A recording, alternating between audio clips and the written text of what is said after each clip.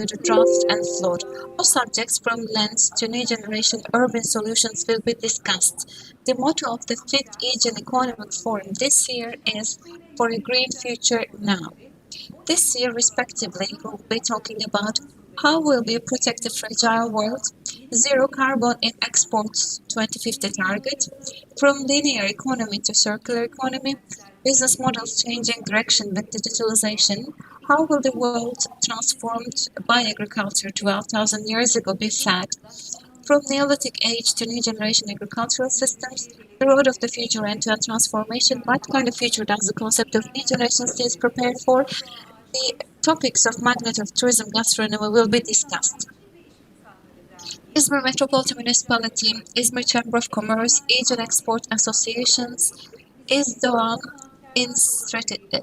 as our partnership, İzmir Industrialists and Businessmen Association, İzmir Commodity Exchange, Aegean Industrialists and Businessmen Association, and thanks to the sponsorship of İzmir Chambers of Tradesmen and Craftsmen, Çimentaş Group, Aegean Region Chamber of Industry, Aegean Young Businessmen Association, Aegean Free Zone founder and operator, with the main sponsorship of Viola Turkey and with the support of Zorlu Holding, with the sponsorship of Dünya Newspaper live broadcast, sponsored by Bersay Communication Group Media Relations and Aegean Economic Forum, which was held with the press sponsorship of the newspaper. Before moving on to opening speeches of the conference, I'd like to remind you of one thing.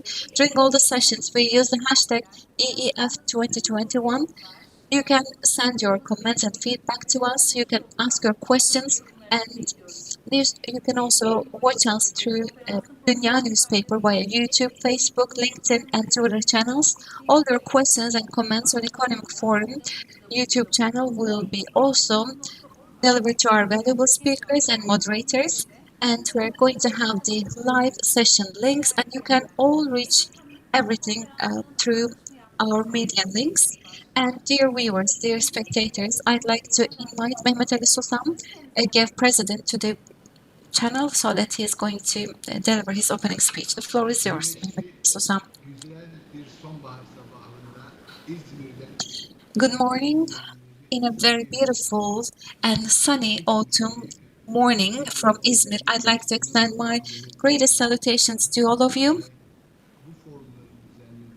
I would like to thank Özgener Group for their cooperation, and I'm going to deliver this speech on behalf of Özgener Group. And I'd like to extend once again my respects and salutations to all of you. The 5th Aegean Economic Forum was actually started to be determined with the selection of topics, and I'd like to emphasize where does the strength of EGEV come from actually. EGEV was established in 1995, and EGEV is comprised of the governors of 10 metropolitan cities, and also it includes mayors, NGOs, chambers of professions, universities, and including Aegean Exporters Association, all the Exporters Union, and also the Stock Exchange. So it was founded with the support of these groups. So in the last 5 years, thanks to these studies, thanks to these works, Aegean Economic Foundation has been holding these forums. Since the very beginning of the establishment of forums, we have determined certain important topics, titles that are very much updated to the world's and country's condition, so that we are providing the best topics to you with the filtering of the committees and important aspects of the institutions that I've listed beforehand. This year, in this respect, for a greener future, we are going to act, and this year's motto is for a greener future now.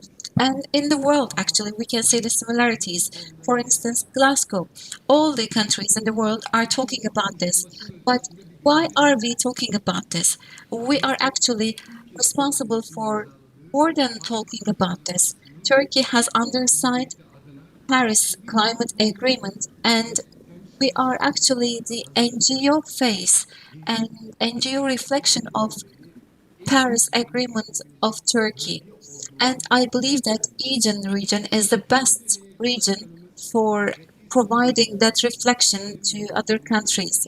And Yavuz Selim Köşger, head of our committee, and also İzmir Metropolitan Municipality Mayor Tunç Soyer, and other mayors as well, including the chamber unions and craftsmen unions, universities, development agencies, NGOs, along with their support, EGEV and 10 important cities of Aegean region and their pioneer leaders will be able to deliver the being reflection of Turkey's Paris Agreement. For a greener future, we said now, EGEV and İzmir said, yes, we are going to act now, and I believe EGEV and Aegean region altogether will give more strength to Turkey. We are actually mobilizing an NGO act.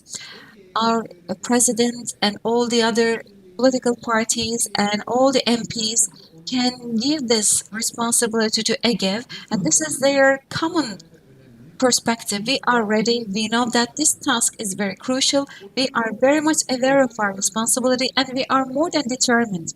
When you are going to be with us during the sessions, you will also witness by yourselves.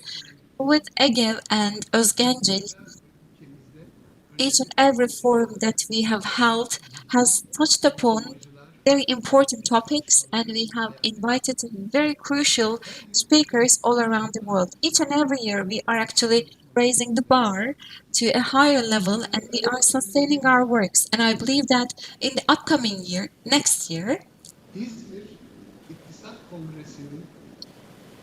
Izmir Economic Congress once again will be held with its new structure, new face in the new world. And at the sixth forums of Aegean Economic Forums, we will be having more contributions to the establishment of the İzmir Economic Forum.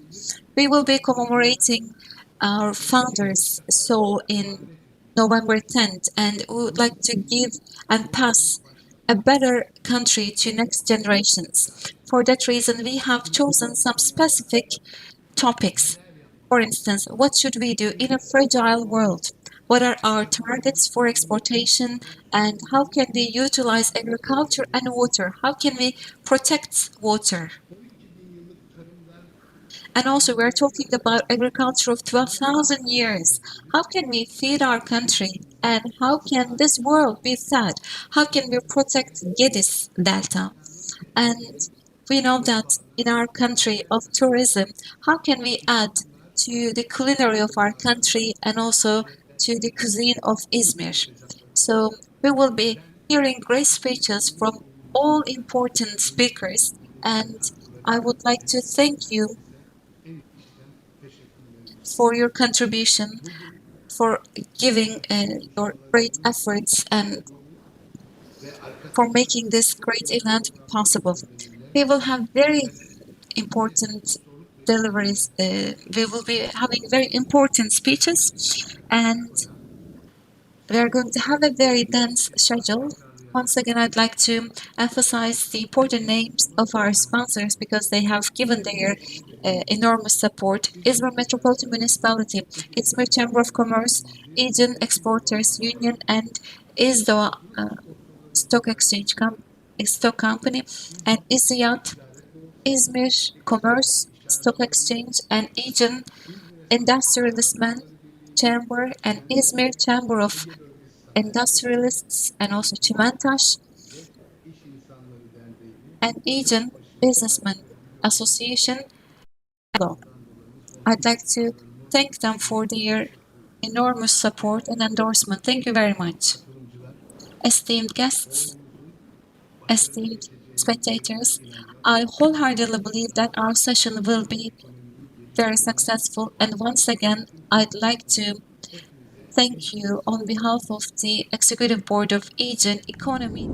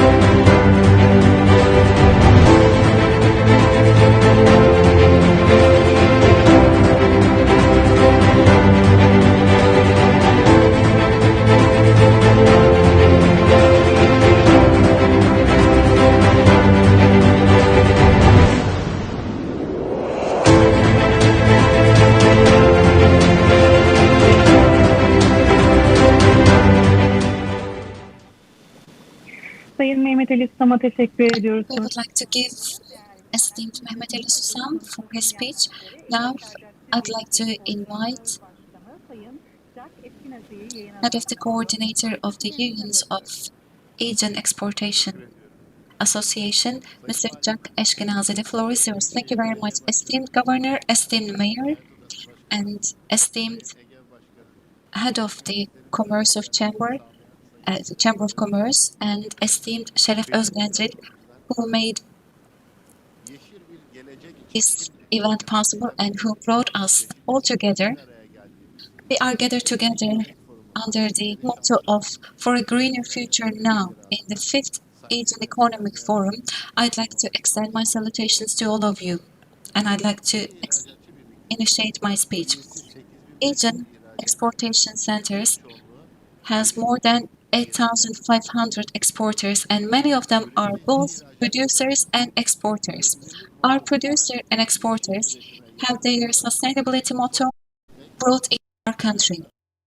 They are working on increasing the exportation, and on the other side, they are relentlessly working for increasing the number of the green building.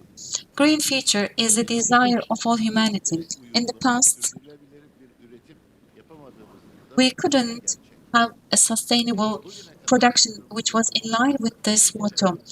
This is something that we need to accept, and those wrongful, mistaken actions have made our countries and world are a bit more tired, and our world's temperature has increased by 1.5 Celsius degrees, and the resources are getting much more depleted, and we are unfortunately having risks of lacking water. As Aegean Exporters Association, we have announced a manifesto for a green world and green manufacturing. When we talk about green world, nobody just think about nobody should just think about a green atmosphere. We are also a member of the world's biggest sustainability Act Global Compact. As it has stated, we need to talk about human rights and also fight against corruption. And there are actually 10 titles under a green future. So our task is to obey all these rules and realize all these titles. And for a better and for a greener world, COP26 has been held in Glasgow under the auspices of the UK, and it's going to continue till November 12th. And all the countries are actually watching these conferences. And Tunç Soyer has also taken part in the conference, and I believe he is going to transfer us great messages from the conference. However, COP26 head Alok Sharma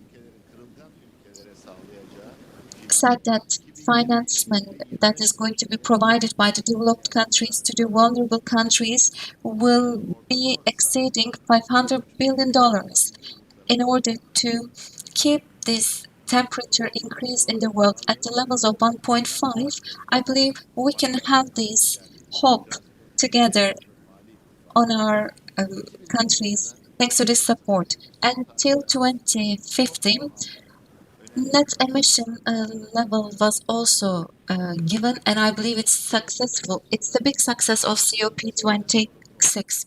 And steel sector is responsible of 50% of the global emissions, and for the first time, steel sector has taken part in these climate conferences, and I believe it's a great success for our countries. And in steel sector, emission reduction promises have been given by United States, UK, Morocco, Korea, Turkey, Japan, France, Australia, and India, and many more countries as well represent 32% of the world's steel production.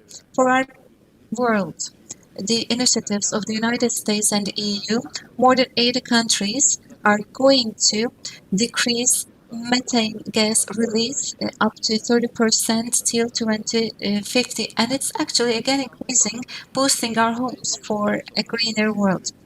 Humanity, of course, have enjoyed the comfort after the Industrial Revolution, and they can't ignore passing a greener future for the next generations.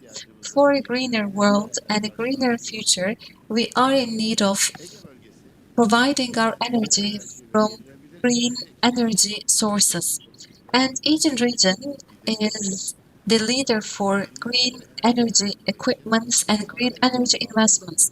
For renewable energy investments, legal acts should be simplified and there should be some easiness for the investors. And as Asian Exporters Association, we are right now starting our works to establish renewable energy exporters associations. And electrical device companies, NGOs, and some public and private institutions working on renewable energy sources have actually extended their scopes. And our mayor, Tunç Soyer, is using right now an electrical car. And I'd like to thank our mayor for raising awareness among the society. We are going to change our car fleets to green cars and also electrical cars. Only 18% of our electrical usage is from renewable energy sources, but we have the potential to even increase that use. But we need to take some steps to reveal that potential. Our consumers, especially generations that are paving the way for a greener world with their choices. And generations that gives more importance to the sustainability and they are different from other generations. McKinsey, and according to their views, Generation Z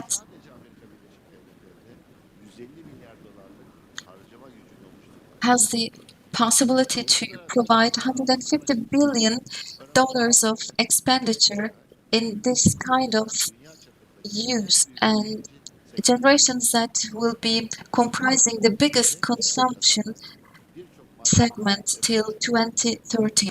So after the pandemic, if we want to be successful, we have to gain the hearts of generations that this is vital.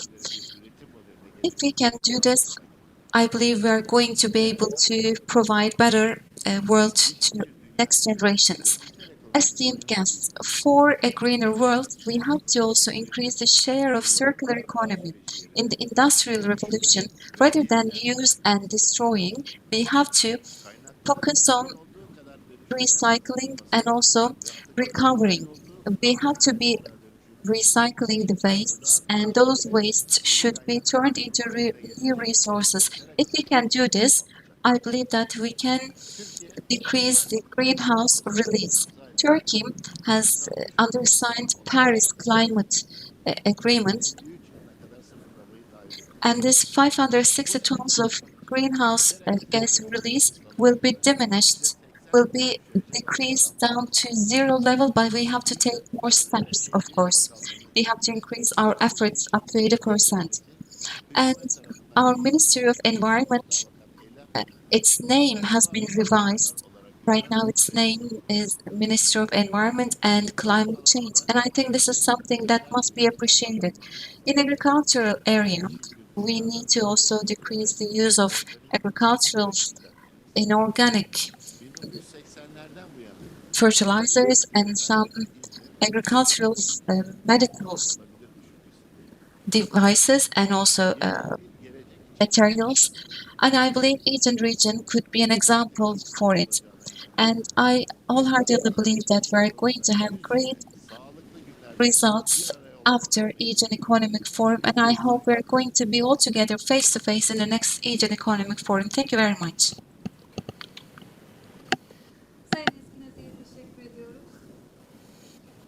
Thank you very much, Mr. Eskinazi. Now I'll give the floor to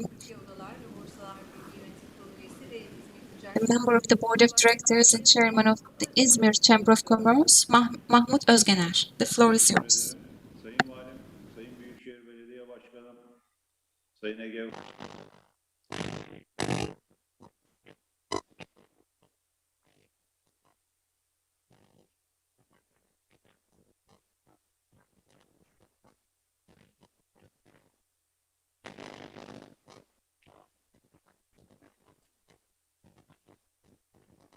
Ses gitti galiba.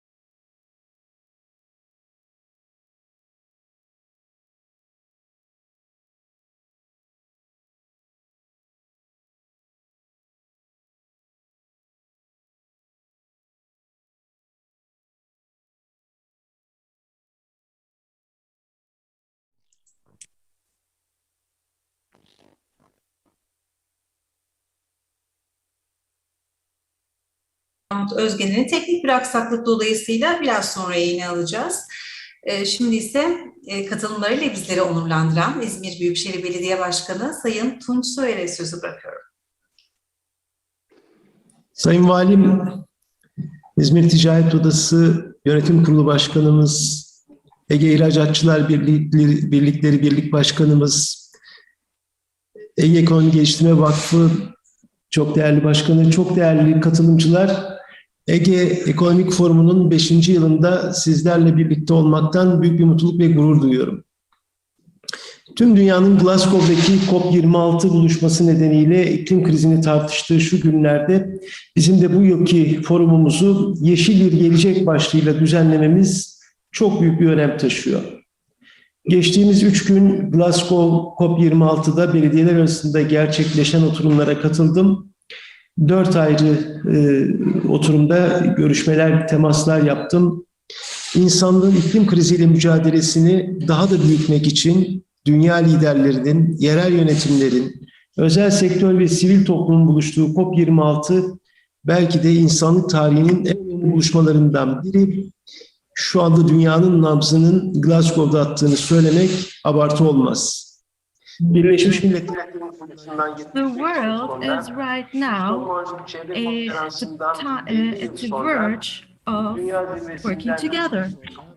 Paris Anlaşması'ndan 5 yıl sonra And 5 years later, after the Paris Agreement, çok kısa bir süre sonra just after a very short period of time, now the world is right now living and working about these matters in Glasgow. küresel iklim krizi So, katlanarak büyürken as the climate crisis is growing each and every day, every step we take is not sufficient. And we have seen in Glasgow that we understand that we cannot solve the problems with small pieces. All the natural disasters is no longer a tiny challenge of the world. And in COP26, as far as we have seen, everything has changed in a severe way. So we need the most fundamental thing that we have to do is to connect back with nature, the economy, trade, and politics. Again, is going to be handled together with the climate crisis. And Izmir, Turkey, should abide by those rules. We need to find global solutions as soon as possible, and we need to be involved in it as much at the utmost level that we can. And rather than being the founder of the game, we need to leave the times aside in which we were just following what was going on. Our economy, our youngsters, our soil, and due to the fact of a brain migration, we definitely have to abide by the rules of the Green Deal. So we are now at the verge to make the revolution of climate, and I hope that our country doesn't have no longer any kind of a backstep about it, and that our young brains stay in Turkey without migrating to other countries. Of course, as for solutions, the local administrations are very important. On local and on global level, the local administrations bring new opportunities, and a similar thing is also available for the climate crisis. Since 2015, upon from 200 countries, there are only 80 countries that have reached to the climate targets and have enlarged. These 80 countries have one common sense here, where local administrations are actively been involved in all of these procedures. Of course, the local administrations have been very active during these negotiations. And I have actually promised to the Izmirites about climate change during our elections. And a month ago, we have launched our strategies of Izmir in order to abide by the changes of climate change. There are 2 action plans. And also the Green City Action Plan are the basis of our strategies. And 1 year ago, this strategy has been accepted by our Izmir Assembly. And even now, we are one of the forthcoming cities dealing with the climate change. Throughout my administration, I am decisive to continue these strategies to be implemented because a mayor's duty is a person who has just received the city to be administered by the next generation that is coming. So rather than having disasters in the city due to climate change, I want to leave the city to the next comers in such a way that we abide by all the rules. And we need solidarity within this context. All of the institutions have come up here in the Aegean Economic Forum, and I would like to call for collaboration. The climate change is not an intellectual way of discussion. It is a catastrophe, and different than other catastrophes, it clearly states that this is coming with larger steps each and every day. The only way we can overcome is to have a connection and a good collaboration between other cities.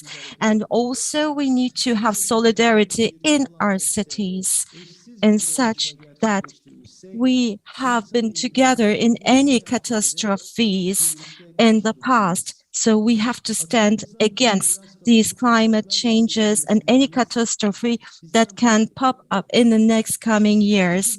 This is what is expected from us. 2 days ago, I have completed my words in Glasgow, and I would like to complete my words with the same sentences.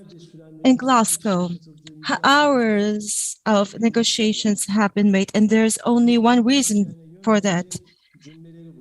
We need to find phrases that can actually orient the world in the future. While people are looking for new phrases in Glasgow, I'm curious, are we going to listen to our conscience? Or are we going to fail against a few people's greed, So those who are raising their awareness is heard right now all around the world. In every city, and billions of people around the world, in the mountains, in the seas, in the lakes, and everywhere in the world are actually forthcoming for the better voice for these natural resources. And the young people are indeed following it as well. And indeed, I would like to thank the Özgener group and also this forum for listening and for bringing up this very important issue. Sayın Tunç Soyer'e teşekkür ediyoruz. Mr. Tunç Soyer, thank you very much. There has been a technical problem. Now, I would like to invite Mr. Mahmut Özgener, the Union of Chambers and Commodity Exchanges of Turkey, Chairman of İzmir Chamber of Commerce. Thank you very much. I hope you hear me right now. Evet, sağlıklı şekilde sizi. Yes, we can clearly hear you, sir. Thank you very much. Distinguished Governor, distinguished Mayor of İzmir, distinguished Coordinator Chairman of AEF, distinguished Chairman of the Board of EGEF. I am very happy to be with you here in the 5th Aegean Economic Forum. It is bringing up very important subjects that are opening new eras, and it is bringing up all of us to come up to certain negotiations. And this year, the theme is very much important and is at the top of our agenda. It is for a green future now.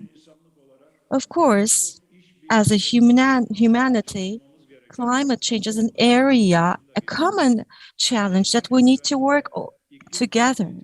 And during the pandemic, we have clearly seen how the climate change is really affecting us. And now, during the pandemic, we have obviously seen these crises are going to affect us. And the pandemic was also caused by the climate change, according to some scientists. And this summer, we have seen the wildfires and also floods, which hurt us all. The climate change is violating the nature and also finances. The nature and the ecosystem connection is becoming more realistic pre-pandemic nowadays. After coming out of the pandemic, while we are facing certain problems about the climate change, we understand that technology utilization is the most important case that we need to use throughout this process. And in the next coming days, I am clearly sure that this subject is going to be on the top of our agendas. And in order to have for a green future now is a call that will actually bring us all together in order to give a common response. And the Paris Climate Agreement has also been signed by our country, and we are very happy about that. And our European Union, on the other hand, who is also our important commercial body, is also dealing with the Green Deal.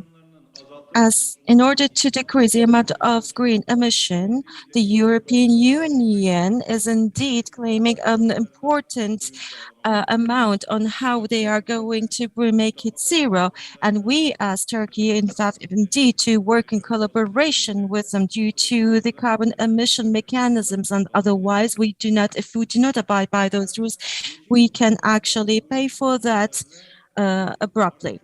And on the other hand, we need to see this climate change as also a tool. And our main goal here is to abide by the rules of the climate change. And within this context, of course, there are structural changes that we need to realize on our daily basis. And all the institutions, companies, and individuals have to pay their efforts for that. And as the private and public sector, all parties have to have a common agenda and abide by the rules to climate change. And we need to take fast steps for this. Under leadership of the Union of Chambers and Commodity of Exchanges of Turkey, we have now a new strategy. And in order to, we want to launch right now to abide by the changes of climate change and the adaptation and fighting against climate change. We want to contribute with certain projects with this. And I want to work with all of the relative parts to work together, and all the stakeholders can up together, and we can work on a common platform in order to achieve our goals. And all the risks, fragilities and vulnerabilities have to be found out, and we need to create strategy and action plans. And why, by the way, we need to monitor and evaluate all these projects in order to plan and to implement.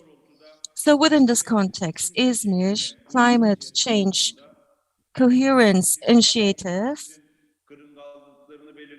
we need to determine the vulnerabilities of our city Izmir, and thus we need to make our city more resistant towards any kind of a climate change, and we need to take a roadmap for this. And in order to achieve this, we need to make new investments for city planning and for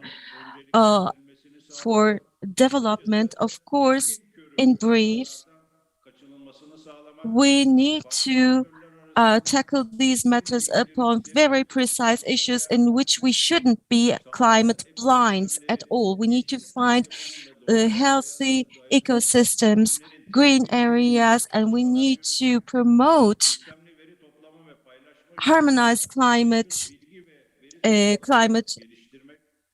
solidarities.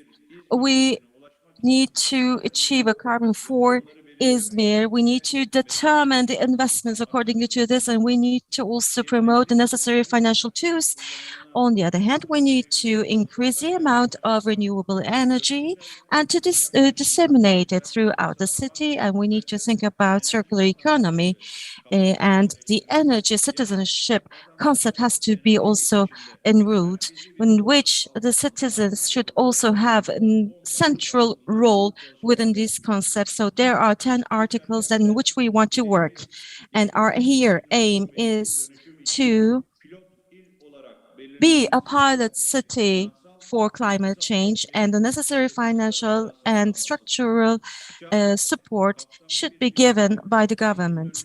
If we can abide by those rules, and if we can make these strategies, then we can be more coherent to the climate change, and this can be a simple work for each and every one of us.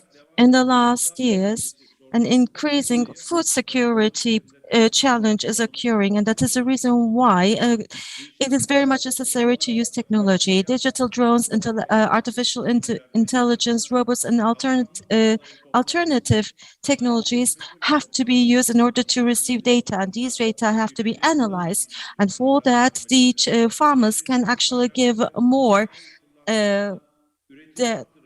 they can give their decisions in a more aware way, and on the long term, they can actually save from the costs. And digital scanning is creating a more stable and more productive conclusion. In the next coming 10 years, this is going to change the whole sector. And within this context, with supply and demand, and for a more sustainable advanced technology, agricultural infrastructure should be our priority. And that is the reason why we need to give also support to the rural areas. And that is highly necessary. In order to increase productivity and effectiveness, the data bank for agricultural products should be registered and recorded and followed up. And in the next coming years, the agricultural sector is going to use the technology. And by the way, of course, isolation of soil, important areas of soils or animal husbandry, and also new irrigation technologies have to be implemented. Of course, saving water technological implementations have to have a higher amount of investments. For instance, data and field analysis have to be made, and a right irrigation at the right spot has to be made that will indeed save water. Distinguished participants, the main theme of today is a green world now. Of course, this is the main theme of our era, and we need to come together as people, as social entrepreneurs who are going to solve this problem. Social entrepreneurs are a non-profit government. These are entrepreneurs who are trying to change the world to keep it more sustained. So such entrepreneurial projects are very much seen in this climate area. And we have an innovation center, and within the studies of our innovation center, we have put up very important samples of social entrepreneurships. And we are planning meetings with those who are making social entrepreneurships in these areas. Also, we can find samples, or we can give inspirational contents of the projects, of the people who will bring up a new way of approaching the climate change. So indeed, of course, these most important problem can be solved by this partite as well. Indeed, SKU's 2022 report is going to handle the climate change again. Even the longest roads are taken with one single steps.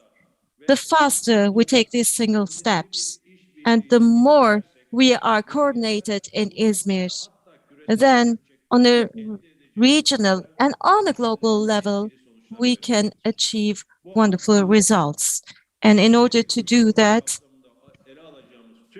all the subjects that we are going to handle in the Izmir Economic Forum, everything that we are going to learn are indeed going to encourage us all. And I hope that this forum is going to be fruitful for each and every one of us. And I would like to thank you once again. Mr. Mahmut Özgener, thank you very much for your contribution, distinguished participants. Now I would like to give the floor to the Governor of İzmir, Mr. Yavuz Selim Köşger. Distinguished Mayor of İzmir, distinguished İzmir Chamber of Commerce, distinguished Coordinator Chairman of AEF, and distinguished Chairman of the Board of EGEV, distinguished participants, ladies and gentlemen, I would like to greet you all with my deepest respect. And I also would like to thank the AGEF and also the Özgener company. We are right now opening the 5th Aegean Economic Forum. And of course, we're going to be talking about for a green future now. And we are making this meeting just post-pandemic, in a post-pandemic situation. Now, I would like to greet you all once again with my deepest respects, distinguished participants. The Aegean Economic Forum is going to be talking about the theme of for a green future now. Of course, it is highly obvious that the greatest challenge of the world is climate change. And indeed, I find it very meaningful that this year's subject is handled on with such an important subject, which I regard very significant. And I would gladly and kindly say that everything has been said so far by my previous speakers.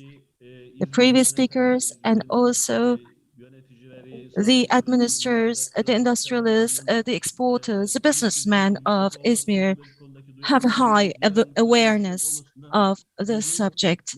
And I feel I would like to pay my appreciation for that. And as you know, what we call civilization and the history of civilization is about the challenge between human and nature. Whenever the human people have won and become superior over nature, or it looks like as if they are superior against nature, this is where we lose, actually.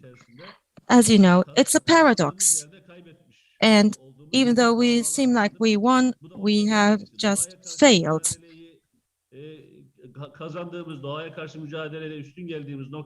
In areas where we find ourselves superior, the nature starts talking to us. What we call climate crisis is exactly this. And as you know, then the challenge of human being and also in nature, starting up with the end of 19th century with the Industrial Revolution, of course, by changing the nature and all the components of nature have finally concluded with a long history of change and became right now what we call the climate change. So we have to step forward and think about it. Right now, we're talking about Green Deal, the Paris Climate Agreement. üstesinden gelmeye çalışıyoruz. We are trying to overcome this new crisis with the Green Deal and the Paris Climate Agreement, and Turkey is also abiding by it. And there sometimes it happens to be when we are late, there can be some advantages as well. Maybe we can use it in all these changes of the climate change in the world and all the occasion that has happened throughout the world. We are actually the least supportive one of city of in the world. Even though I do not have the data right now, I believe this. We are actually a little bit late right now, but from now on, whatever we are going to do in the city, as for investments, all the developments, and as for all the plannings, and any changes of industry, tourism, and urbanization, Şu an içinde bulunduğumuz ve karşı karşıya bulunduğumuz iklim krizi gerçeğini göz önünde bulundurarak is going to be planned according to the climate change indeed. If we plan it like this, I think we can turn everything much more positive. bilincin demin de söylediğim gibi beni memnun etti. Yani bütün arkadaşlarımız I really liked, by the way, the awareness from Izmir side. Everyone has planlarken bu realiteden hareketle mentioned this reality, and when we göz önünde bulundurarak redesign Turkey, we have to take climate crisis into consideration. And tüketim alışkanlıklarından tutun da artık Avrupa Birliği'nin they mentioned the consumption habits of Generation Z, and also European Union prioritizes renewable energy sources and also other areas, the child labor and respect to human rights. So there are certain quotas determined by the EU. When we evaluate everything all together, actually, it's something which is challenging us in certain points. And here, if we do not take initiatives, if we adapt ourselves to the new situation, so we will be lagging behind from the very much changing the situations in the world. But if we even don't want to follow these changes, we will be forced to follow this. There is this disadvantage of being late, but Izmir is at the very beginning of the road, and Turkey is at the very beginning of the road. So everything that we are going to do, the urban transformation must be made by taking this reality into consideration. If we can do this, I believe we will be doing something great. And I'm very glad to mention that Aegean Economic Forum is very crucial within this concept. And all these speeches are so much satisfying, and I believe that awareness is very high, and everyone from Izmir side has great level of awareness, and I'm really happy to be listening to these great speeches, and I hope and believe this meeting will be providing great benefits to the future of our country and the world. Once again, I'd like to extend my salutations. İzmir Valisi Sayın Yavuz Selim Köşger. Izmir Governor Yavuz Selim Köşger, we would like to thank you very much for your speech. And esteemed guests, now we will have the first session of today, and we will have this first session, how to protect the vulnerable, fragile world. I'd like to invite Hasan Küçükkurt to the stage in order to deliver the opening speech of the first session. Esteemed Governor, esteemed Mayor, and esteemed President of the Chamber of Commerce, and esteemed Coordinator, President of Aegean Exporters Association, and esteemed President of EGEV, esteemed guests, ladies and gentlemen, I'd like to welcome you all to the 5th Aegean Economic Forum, which is held with the partnership of EGEV and Özgener Foundation, I'd like to extend my salutations to all of you. And this session will be held under the sponsorship of İzmir Industrialists and Businessmen Association, and we're going to try to find answers to how to protect our fragile world.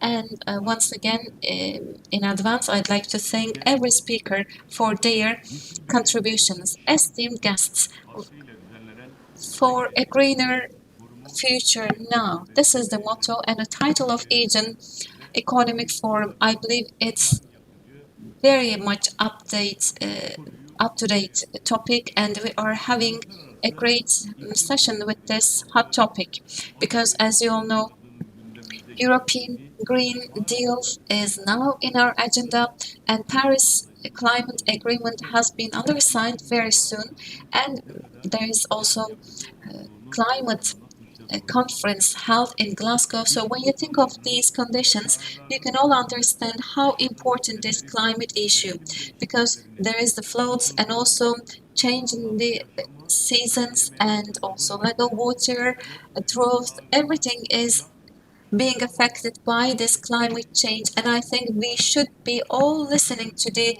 call of the earth. So in this session, we will be trying to come up with a solution how to protect the fragile world, and we will have a holistic perspective for this question. Esteemed guests, including information, everything is consumed very fast. This is how we are as a society. Before we digest what we learned, we are under the bombing of new information, and sometimes we are stuck in between the traditional ways and technology. Yes, this situation is going on one side, and on the other side, our world is changing. World water sources are depleting, and there's pollution on the sea. Everything is changing, and humanity is just 1 per mile of the earth. I'm just repeating myself. Humanity, human beings are just 1 per mile, 1 out of 1,000 of the earth biomass. However, the effect that we create over the earth is something huge, and 400 billion tons of carbon has been added in the last years, and half of this amount was actually started to be given to the atmosphere after 1980s. So other than human beings, not an organism in the world has changed this world as much as humans do. We use too much waste, and we also use too much plastic bags. And because of these plastic bags and plastic bottles and plastic cups, dolphins and birds, seabirds and fish, they lose their lives because they eat them and they digest them. Because of that reason, huge number of sea animals die, and also half of the food waste is something that is still edible. And again, in our country, solid waste has reached to 32 million tons. It could also be only recycled by 15 to 20%. And each and every year, $5 billion of turnover can be reached. And the waste that could be recovered, but that is just sent to the trash bin is $15 billion amount. And unfortunately, water waste is getting increased, getting too much, and if we can take precautions, we can decrease the water pollution.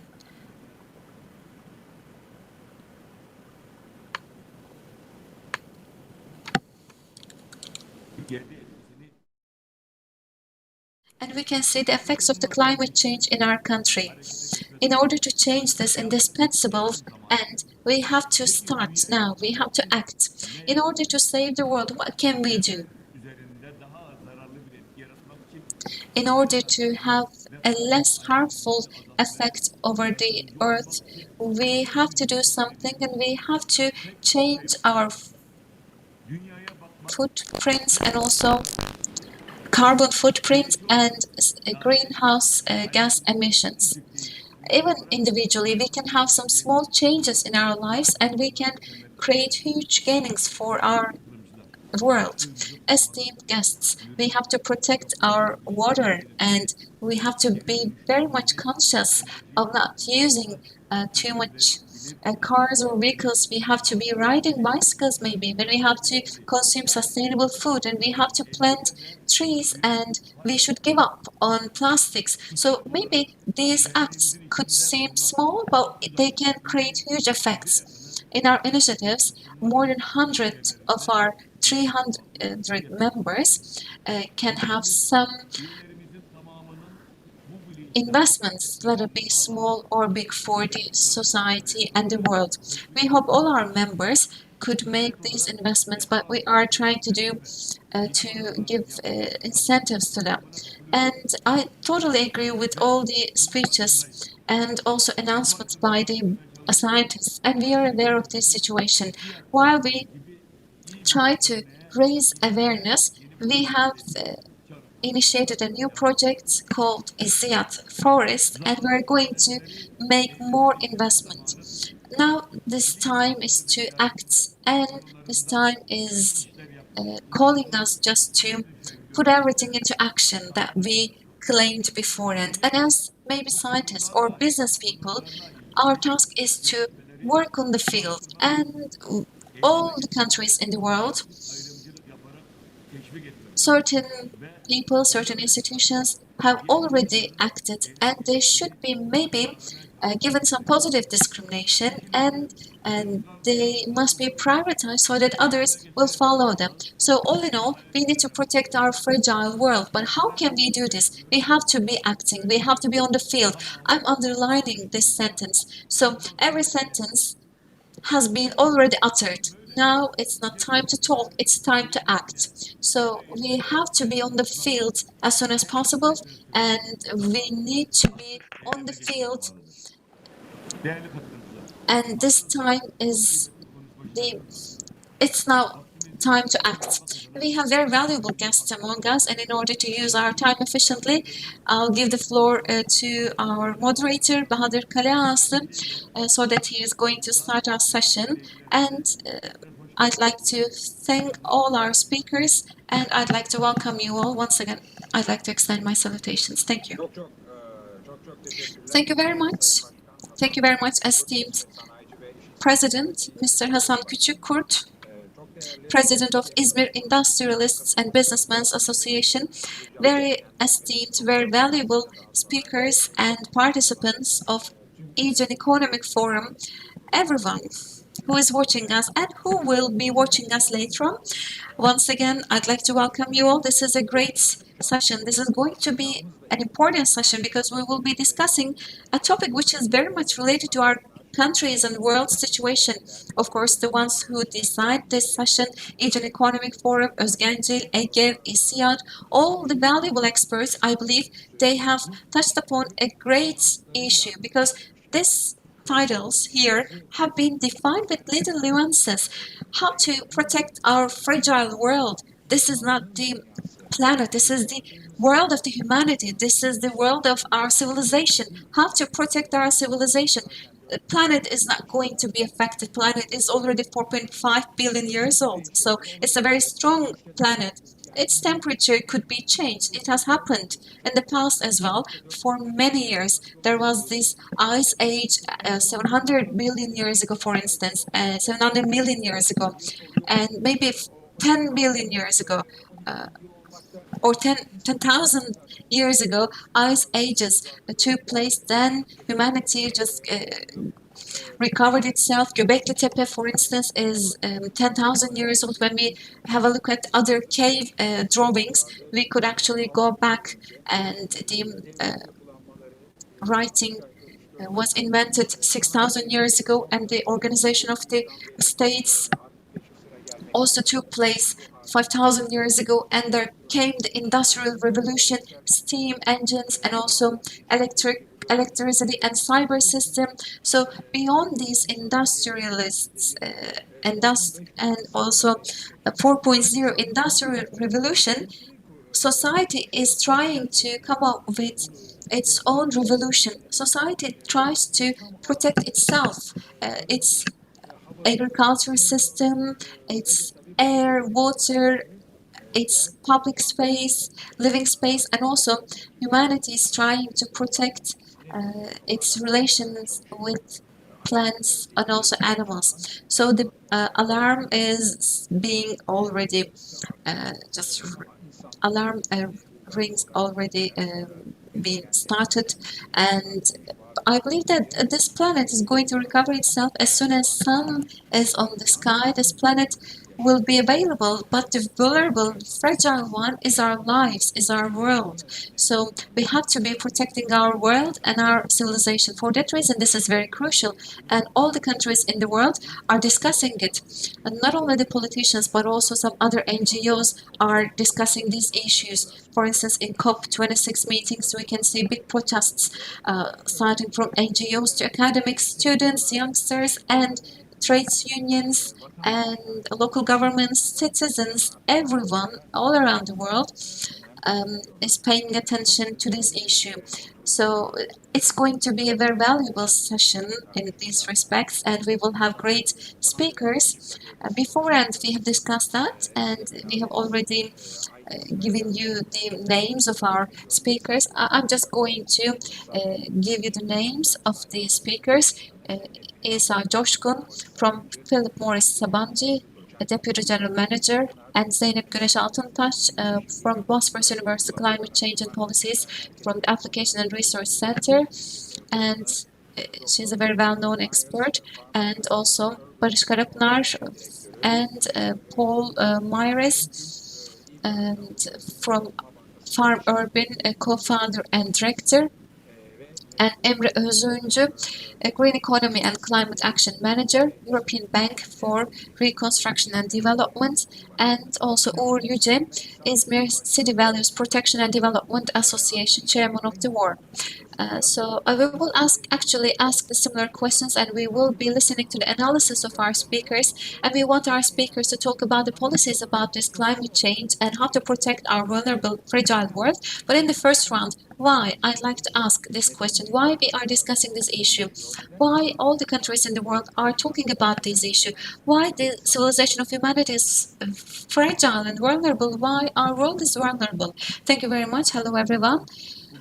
Climate crisis is actually a matter of existence. For that reason, we are anxious, and we are very much right to be anxious and concerned. As an individual, I am anxious. Yes, I am concerned for my future, and for many years, I'm the member of the Climate Change Coordination Committee, and I worked on this topic for many years. In 2015 in Paris, on behalf of Ministry of Finance, I took part in these sessions for the Conference of Parties. I took part by myself, and I witnessed that Paris Climate Agreement was the most concrete step for prevention of climate change. And United Nations, European Union has framed the European Green Deal. So this is maybe the most assertive agreement for the future of our country.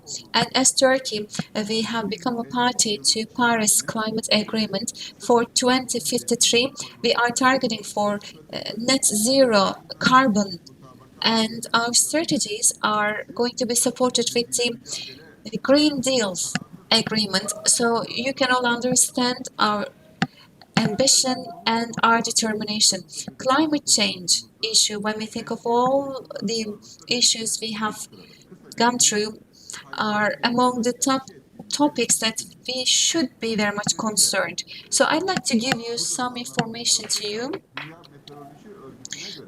According to World Meteorology Institute, 2016, 2017, 2018, these were the hottest years up to this date.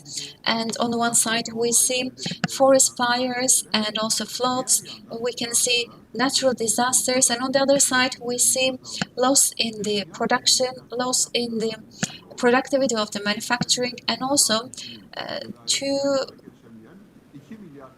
billion people who can't have access to food have gotten deeper problems for reaching the food. And in recent years, we can see an increase on the prices of the food because of the supply of the food.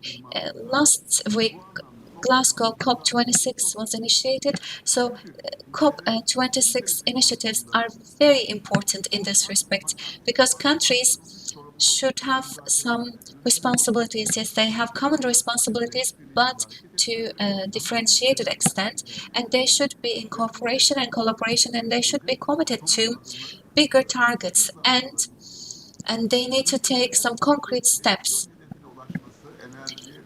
Our countries going to reach net zero target in 2053. If we can do this from production to consumption in agriculture, production, and everything, we have to be going through green transformation in agriculture sector. 13.4 greenhouse emission comes from agricultural sector. So we have to have agricultural methods which are sustainable so that water and energy use must be sustainable as well.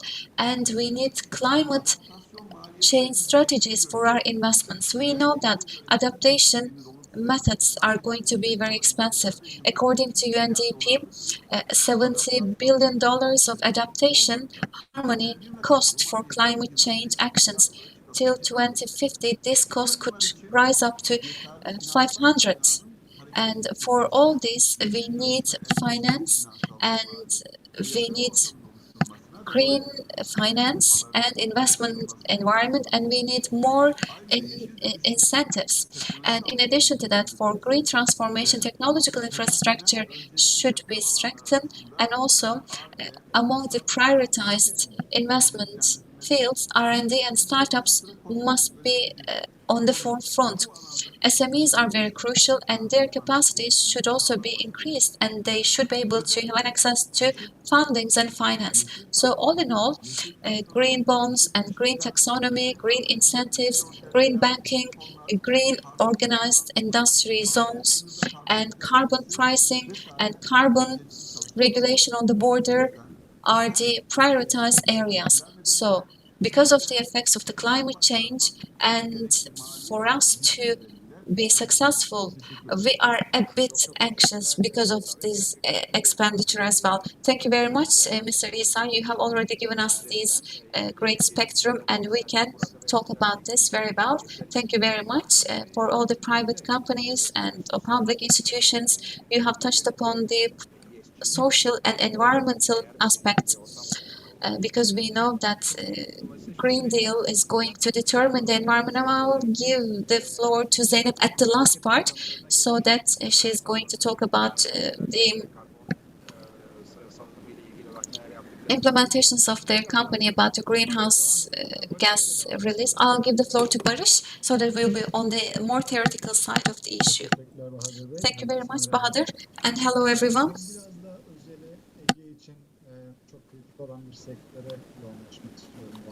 I would like to emphasize a very critical part for Aegean region. Agriculture sector is important both for our country and Izmir. So before our session, opening speeches have already delivered importance of climate change effects, and climate change has certain effects over agriculture. And for Aegean region and Turkey and Izmir, the most important effect areas is that we can be exposed to extreme weather and climate events and drought as well. And in recent times, we have seen the number of extreme events, extreme climate events is increasing, and we have to be adapting ourselves very fast. I'd like to talk about this, and I'd like to give you our recent academic study. If you allow me, I'd like to share my screen.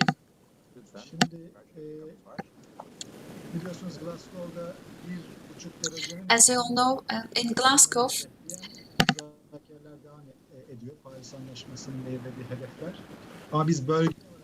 targets determined by Paris Agreement for countries, for the world's temperature being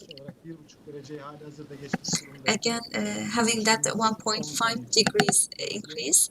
Still, that commitment is kept by the countries, but as the region, our region's temperature has increased more than 1.5 all around the world. Extreme weather disasters increased by 500%, and their cost is almost $300 billion. So we had this record, unfortunately, and this is NASA's drought map.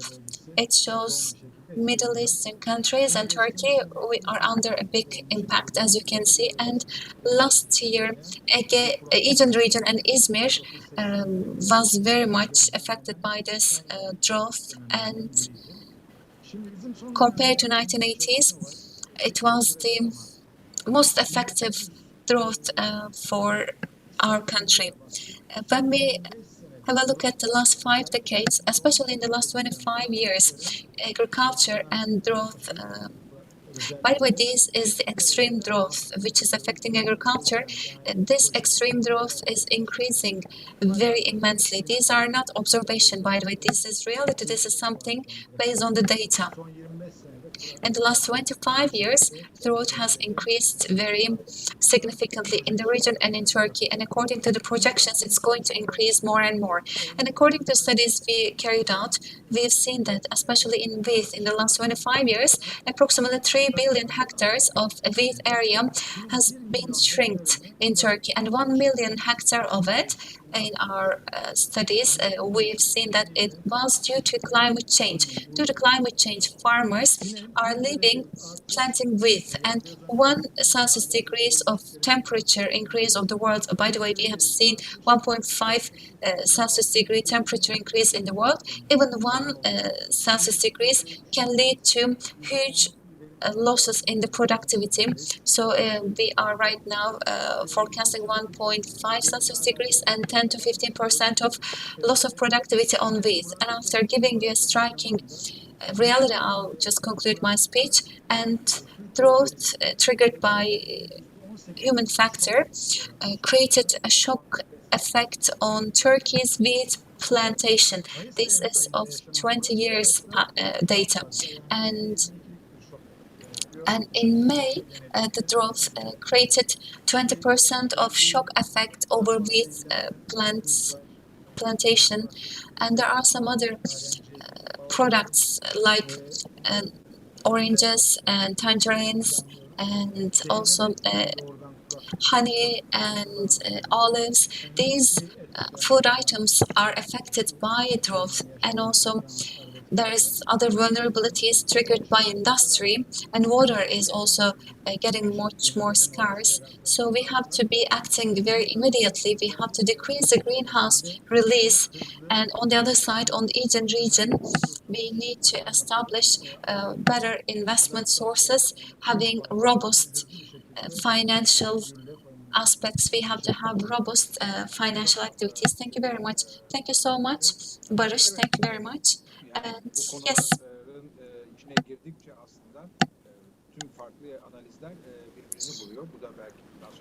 So maybe it's going to give better perspective to other speakers, what you have mentioned. So we're going to be talking about more other important issues again.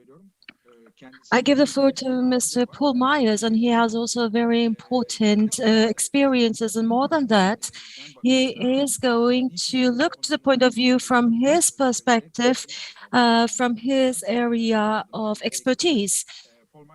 And Mr. Paul Myers. Thank you. Experience in your sector. It's been wonderful in an economic forum to hear in the opening remarks people speak of nature and the importance of the connection to nature. Because for me, this is the fundamental element. You know, we've lost that connection. The planet's been around 4.5 billion years, and it's taken us maybe 45 years to really screw it up. So I think it's important that we're aware of that. And I think it's very encouraging to hear some of the solutions that are being presented, certainly at COP26 and all over the world. And here is no exception. The other thing I was encouraged to hear is people speak of social enterprise, social businesses that exist for the benefit of people and planet. And that's certainly what the reason for my company existing. So I think that the stage has been set perfectly by really the previous speaker looking at the destruction and damage that climate change is having from an agricultural perspective.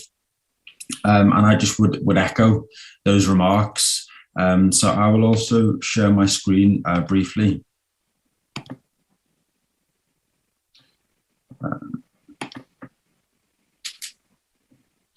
So here you get a flavor of kind of some of the destruction that we're seeing from climate change.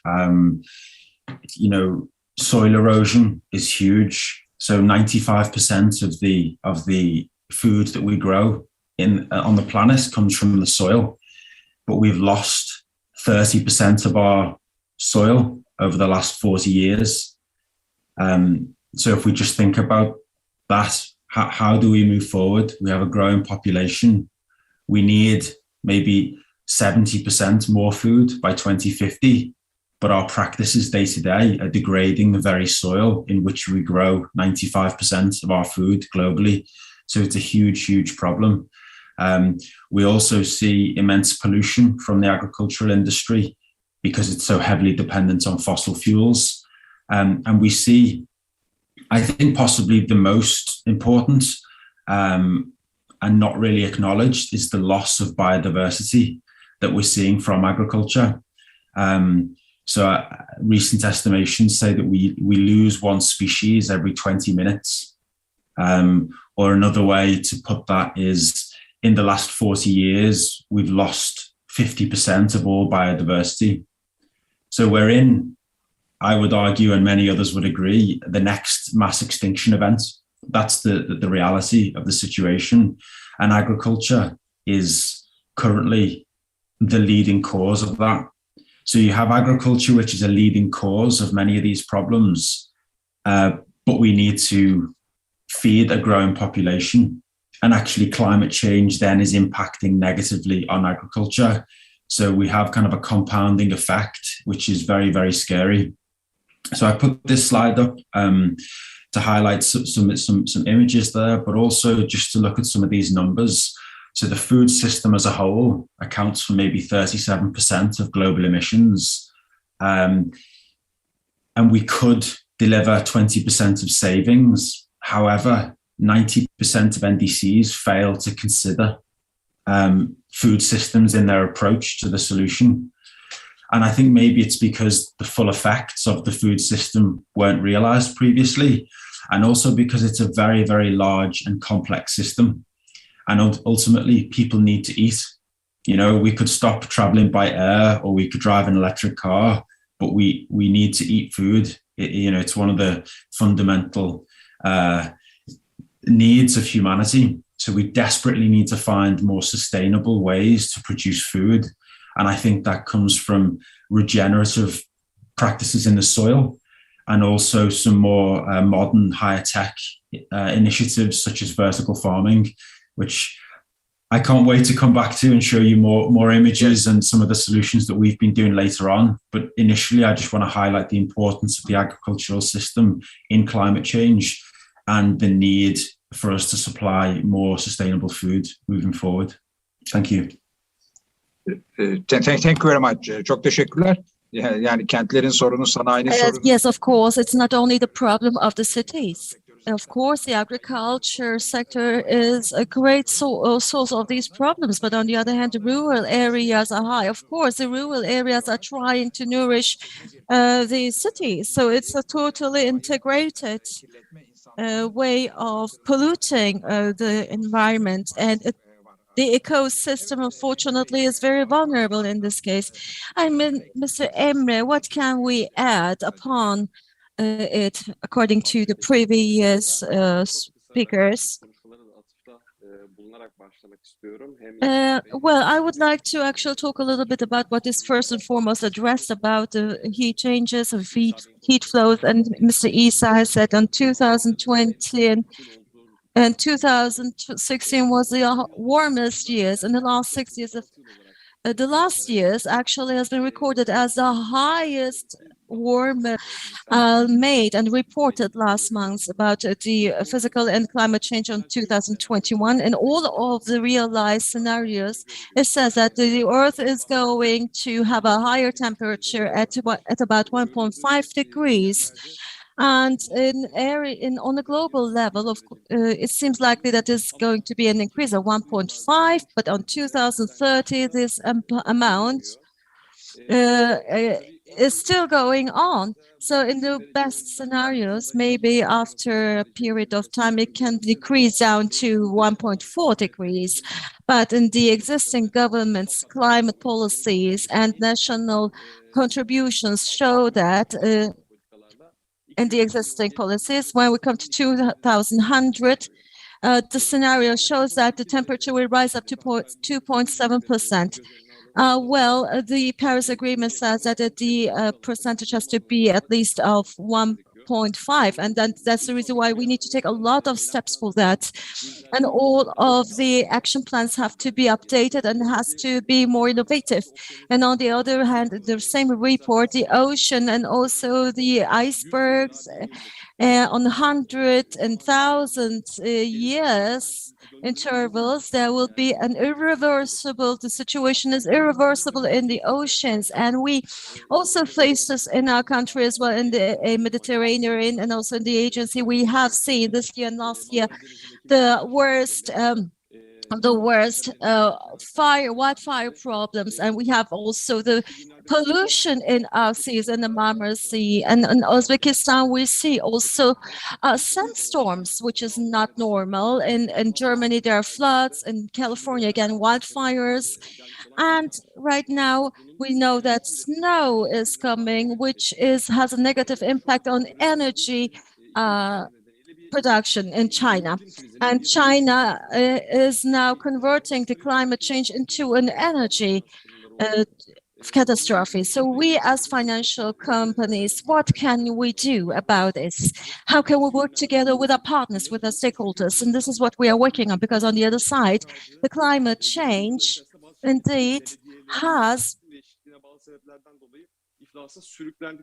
due to the climate change, it happens to be that some of the companies have bankrupt, particularly in the United States, and also in the southern regions of the United States. Many gas companies have been bankrupt, and there are certain types of incentives, and we as a development bank, of course, we are working together with the government and also with our customers. So this is what we are looking for. Thank you very much. Mr. Uğur, the floor is yours. Çok teşekkür ederim Sayın Başkan. Herkese saygıyla. Distinguished President, thank you very much. And I also would like to thank all the organizers for giving me this opportunity. Mr. Kalyası.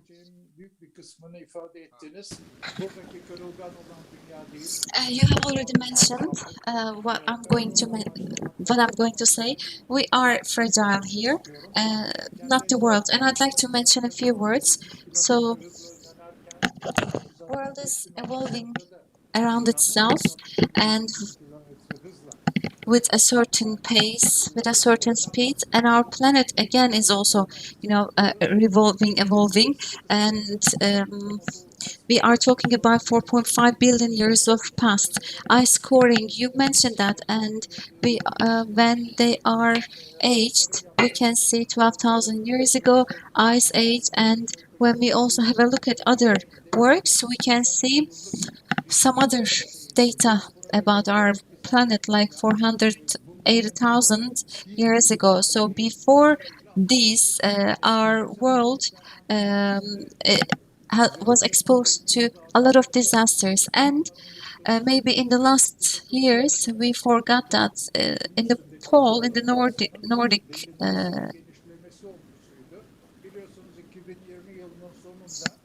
many things changed. And as you all know, according to Copernicus Research Institute, there was this ozone hole was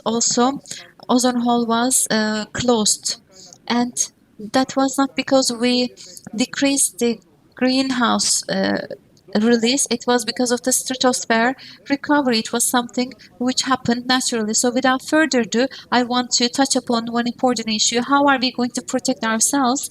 And the world is going to help us, I believe. So in the opening speeches and speakers talking before me explained everything very well. And 40 years ago, scientists, and 20 years ago, Al Gore started these claims, and maybe we were not agreeing upon their views. Maybe we didn't know back then, but everyone right now is aware of the situation, and reasons of this so-called issue are very known, and very much of its root is known, and how to eliminate that problem is also known. But the important thing is to be able to create an action, joint action, and maybe Paris conference was a great means for it. It was started very great, but before Glasgow, as you all know, United Agreement, out of 196 countries, majority of them actually did not release what they committed. So at the end, everything is about clean and cheap energy. Everything is about clean and easy energy, because it's all about money and investment. In 2012, UNDP again had another research preparation meeting before Rio meeting. We presented our speech, and in my speech I was also stressing the importance of it. Maybe in the second round I have this chance to speak, because I don't think that we will have the third round because of the time, and maybe we can also discuss technological developments in the world, and we can also discuss how we can reach to those capacity. I'd like to give you some examples, some concrete recommendations of mine, because in the last 10 years I have been emphasizing my examples and my recommendations. And EBRD, I'm so sorry, but they said it €1 billion. I don't believe that it's going to be solved, and also this I don't think that this credit conditions could also be met. But maybe in the second round, if you just give me the turn to speak, I'll give you some concrete examples. Emre Bey, is there anything that you'd like to mention? Uğur Bey, thank you so much. Thank you very much. Maybe very briefly, Uğur Bey, I'd like to thank you very much for your comments. Yes, we have brought a financial credit aid, and this is just a part of this whole picture, this big picture. With this kind of efforts, it's not only about money that we are putting on the table, but there is also the political reflections of it. There are certain complementary actions on the political side, and with the money maybe that we bring on the table, it could be made possible.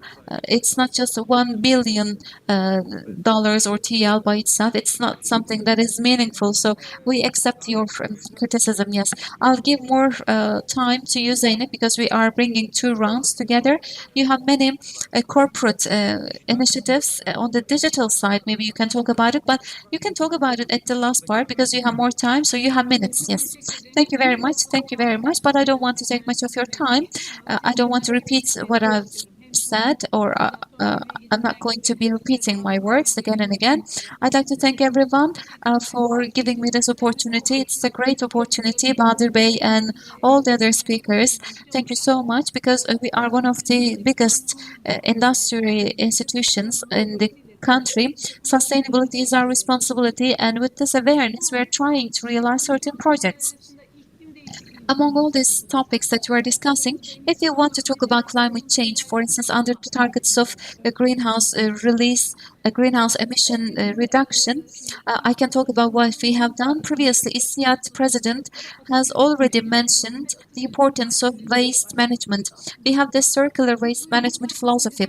We stepped into this journey in 1999. 22 years ago, we already started this journey under the ISO Environment Management Certificate, and then in EPSO award ceremony, we were awarded the first. Why I'm saying this? Because we are actually collecting the fruits of starting early, because 99.99% of all the waste could be recycled. And as I've stated before, and when it comes to greenhouse emission, we have exerted our efforts to reduce that level. We are decreasing the equipment, and also we are working on the green and clean technology. For instance, the current compressors are replaced with more efficient ones, and also operation expenses have been reduced, and also the central vacuum pumps were replaced with higher efficiency vacuums and having better heat preservation. More than 5,000 tons of greenhouse was reduced, and also dust collection system was integrated to a newer version, and also mobile repair devices were changed, and also pressurized air was decreased from 6 to 5 bars. So thanks to that, 385 tons of greenhouse was reduced, and with the moisturizing systems being controlled with artificial intelligence, 284 tons of greenhouse release was reduced. And on the renewable energy side, with the third generation facilities, and also thanks to the recovered wastes, 385 tons of greenhouse emission was reduced. So when you add the small numbers, we made huge investment, and on a yearly basis, 360 tons, 1,000 tons of carbon emission was reduced. Maybe this is something new, but in upcoming years, we're going to have better projects, and we will reduce the numbers further. And Philip Morris International, all countries, by the way, we have 238, they're going to be carbon neutral in the upcoming years. So this is one of the urgent calls of Paris Agreement, and Philip Morris in 2025 has given its commitment to be carbon neutral. So its supply chain, direct or indirect carbon emission, will be again reduced down to zero in 2040. So we have two stages. One is 2025, the other one is 2040. We have very severe, very serious targets. By the way, we really like competition among factories, and we will do it for the first time. We really believe in that, because we have great innovation, and our friends each and every day are following novelties and innovation. They try to embed those innovations into our company's works, and I believe that we are going to have better results. And another issue is about, previously we've discussed that, related to water resources, and about water resources there could be certain problems. We know that, and we've started about this beforehand, because this is not something new for us. Optimization of water resources is not something new, and last year we were saying that 2021 should be announced as a water year of water, and really in 2021 we've had great works, and we watched that all together with the Ministry of Forests and Agriculture. There was this water council meeting and water congress, including a lot of stakeholders, along with all the NGOs and ministries. We will be working together on how to use water better, and we use our initiatives, we take certain actions, and we have Alliance for Water Stewardship certificate, and we are the first company having the certificate. So what does it mean? Filsan is included in Menderes Basin, and all those problems could be solved with our stakeholders. So we initiated this work, and we swiftly acted on this. It's very important for us to protect this basin, because we know that this is very much used for agriculture and industry. As you all know, TOBB is used for these purposes, and we want these areas to be much more improved. For that reason, protection of the basin is very crucial. We have already started our work, and we will continue, and we are also protecting everything in our company. We are treating the water, and we are using them, and we also make other system optimization. In total, we have saved 35,000 cubic meter water, and we try to use rainwater in order to eliminate pollution due to logistics. And for our individual use optimization, we have water palliators up to 25 to 30%. We have made water saving. So all in all, in summary, in the upcoming years, we are going to deliver what is targeted. I believe that, because I'm repeating myself maybe, but we know that this is our responsibility and we need to do this. We have to be example to other countries, and I'd like to thank you very much, and we need to definitely work with other institutions. We need to learn, we need to teach. I believe this kind of platforms are very important. For that reason, I would like to thank you very much. And in the second round, if you give me the turn to speak, we'll be talking about digital transformation. Yes, I'd like to give the floor to Paul Myers, and because we're going to be listening to his words about agriculture, and he has experience on the field. Paul, the floor is yours. Thank you. And you can combine the two tours with all the policies and actions that you have. Just to illustrate these points. So very quickly, I just wanted to run through this perspective. So a very powerful report from the UN just came out, making the bold statement that nearly all global farm subsidies harm people and planet. And almost 90% of the $550 billion of support a year is harming people's health, the planet, and drives inequality. So if we take a look at the food system, how is it broken? Well, 800 million people are experiencing chronic hunger. 3 billion people are unable to afford a healthy diet, yet 2 billion people are overweight, and a third of the food is wasted. So it's not that there isn't enough food, it's how it's distributed and it's how it's produced, which is the big problem. And then if we look at that bottom figure there, the damage caused is estimated $12 trillion a year, which is more than the entire value of the food system. So I raise those points because, you know, how do we move beyond this? How do we move to more sustainable food production and food production that's better for people? That's going to cost money. It's going to cost a lot of money to do that. But right here, we're looking at a pot of $540 billion. So a case that I would argue is, let's take some of these subsidies that people all over the world are paying, that it's public money, and instead of subsidizing the problem, why don't we start investing in some solutions? And there's a big chunk of money there that we can start to do that with. So a brief example from the UK. So this is Professor Sir Boyd, who advised that we need to transform half of the UK's farmland into woodland and natural habitats. So coming back to my previous point and that of others, give the land back to nature. She knows what to do with it. She will capture the carbon for us. We need to figure out how we produce food on a smaller amount of land. And he suggested that we could use vertical farms as part of the solution. So for those of you that aren't familiar with vertical farming is a way to grow food in a controlled environment. So we use a lot less water, and we can do it indoors. So we're not susceptible to some of the weather fluctuations that the previous speaker was talking about. You could control the environment very closely. So here's some examples of kind of leaders in the world in vertical farming and some of the kind of financiers that are backing them. So estimated $500 million has gone into the industry so far. I think there's a lot more to come. So essentially it gives you clean, green and lean food. So we refer to it as beyond organic.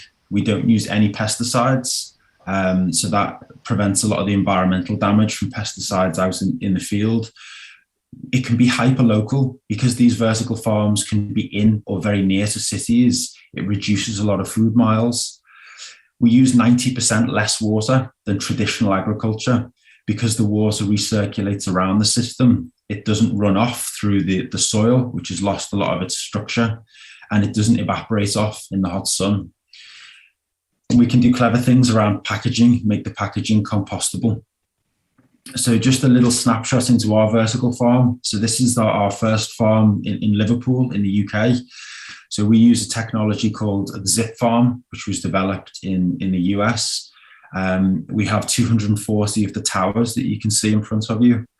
Each one grows around 15 lettuce or herb plants, very, very healthy, nutrient-dense produce.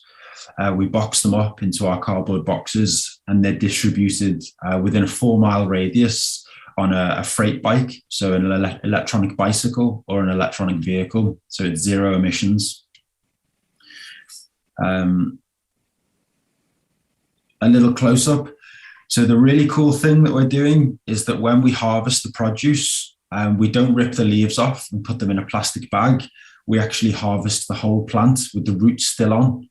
So this ensures the maximum freshness. So when people get it home, the roots are still on and it continues to grow in their kitchen. It doesn't go in the fridge to turn to brown mush in the bottom of the bag, like so many packet salads.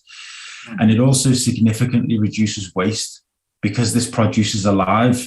The shelf life is, up to months, but really we operate on a weekly basis. So it's a subscription model where people will switch out the box once per week. So these are kind of an example of some of the boxes that people receive.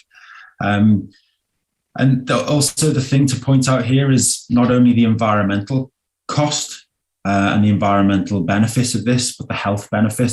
So in the UK, we spend around $30 billion on the prevention or the treatment, not the prevention, the treatment of chronic disease. These foods, there was a large study by the CDC, they have the highest correlation with the prevention of chronic disease. So I would argue, let's start using some of these subsidies. Let's start investing in new innovative technologies, and let's promote a healthier, more nutritious diet rather than a calorific diet. Let's move away from the meat and the grains to more fruits and vegetables.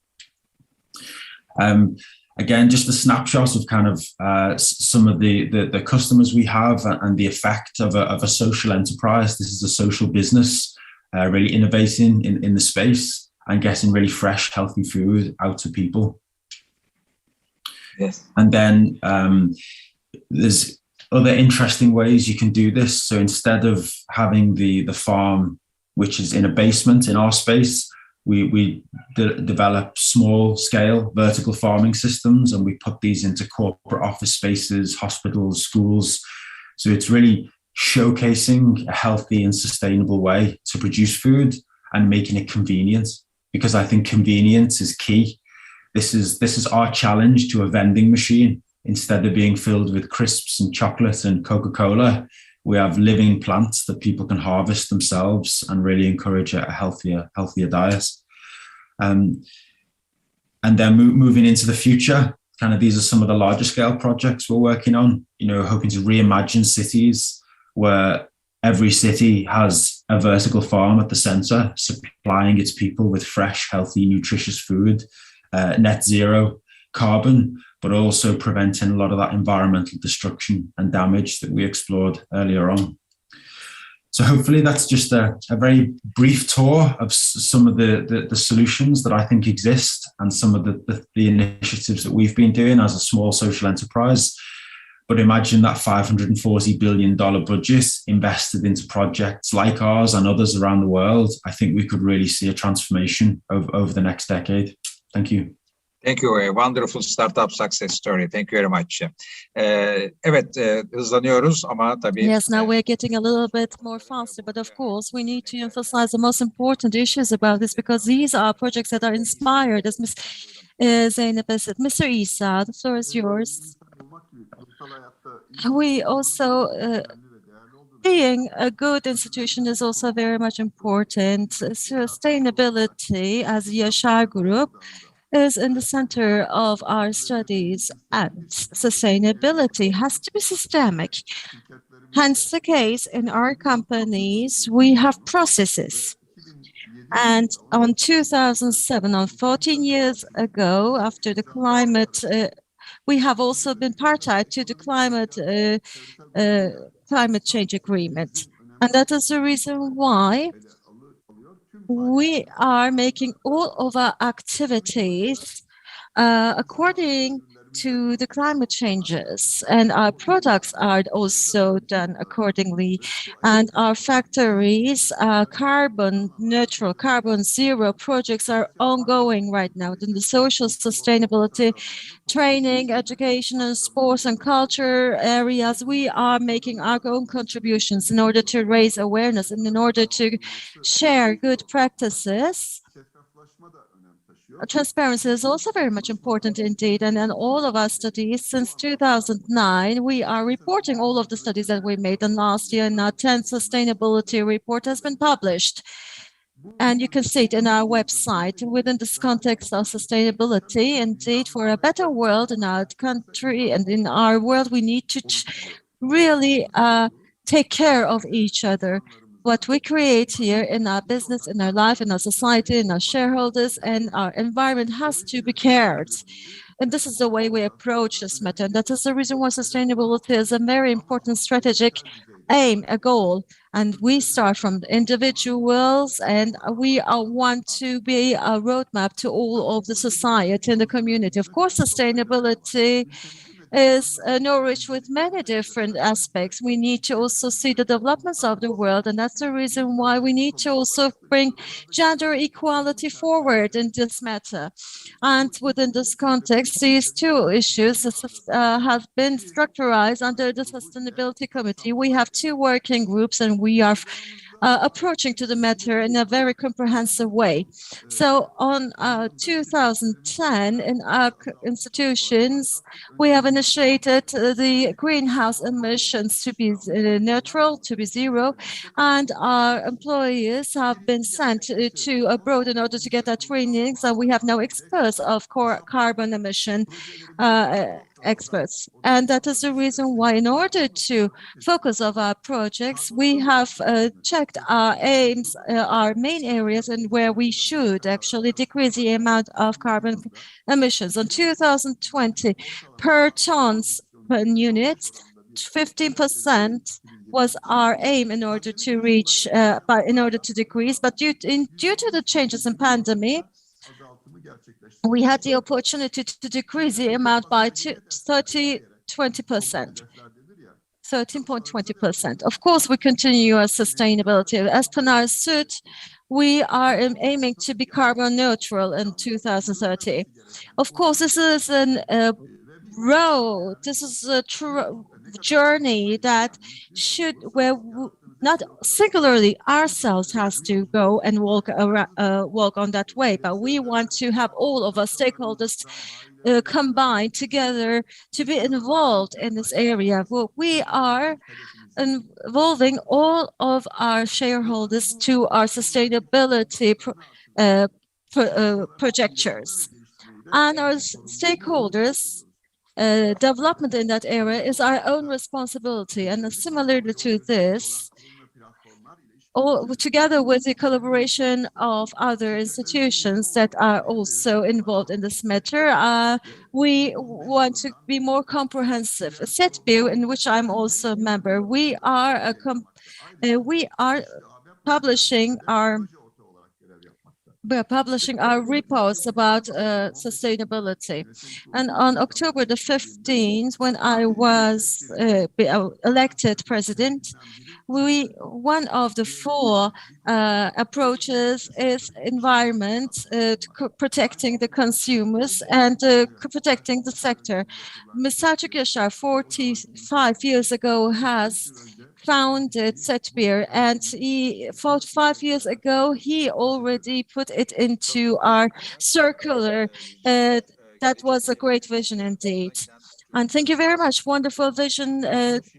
I would like to congratulate you on your road, and there is a great amount of a success indeed. And I would like to give the floor to Ms. Zeynep once again, because once We have been talking about these matters. We need to talk also a little bit about technology. Maybe right now, 100 years later, maybe the robots are going to handle it, but still we have some time for that. What are your thoughts about digitalization?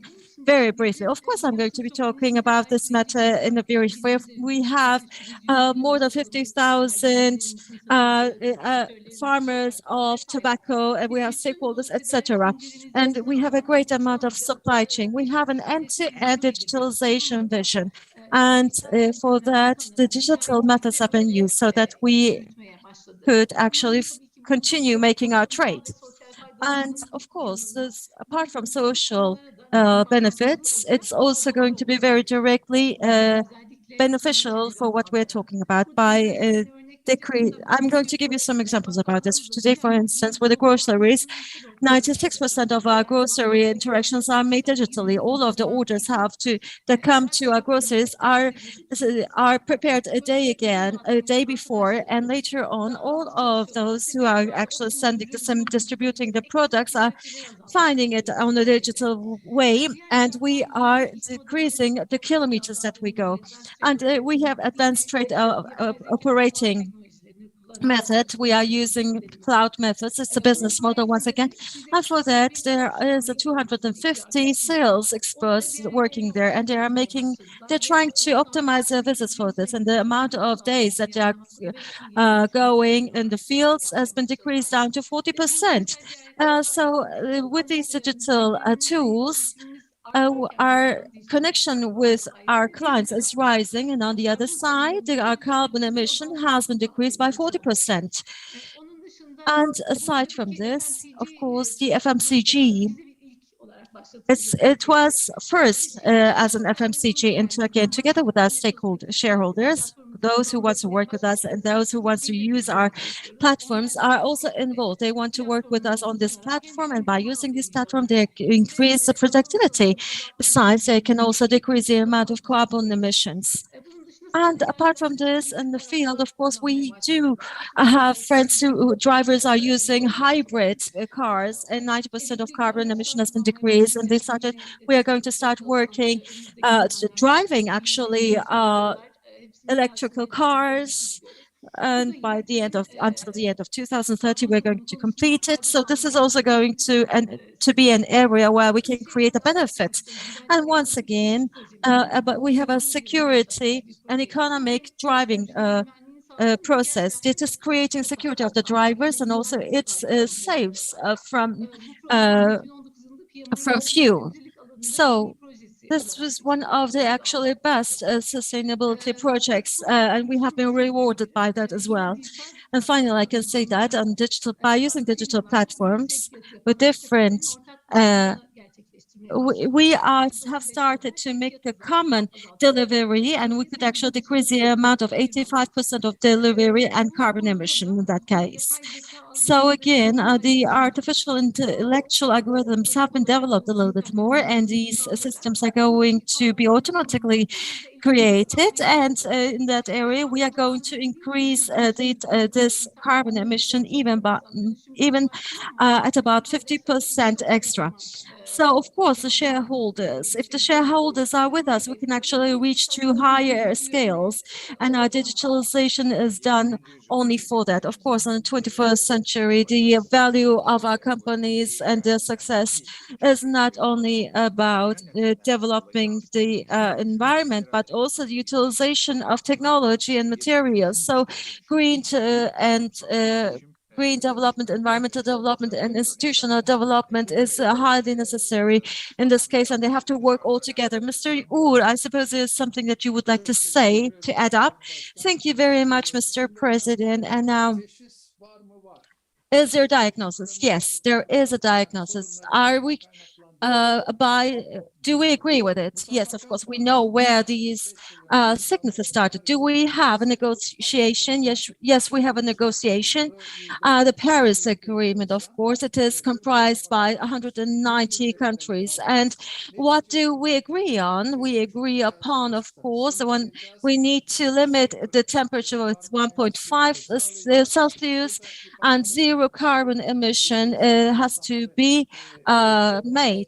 And I also would like to emphasize here, this zero carbon emission means that doesn't necessarily mean that there will be no carbon emission. The carbon that is absorbed and the distributed carbon is going to be equalized. That's what they mean. And of course, there's going to be a carbon emission, but of course, the nature can actually absorb it. It can absorb it in certain limits. That's what we are trying to actually say. I just want to say here something.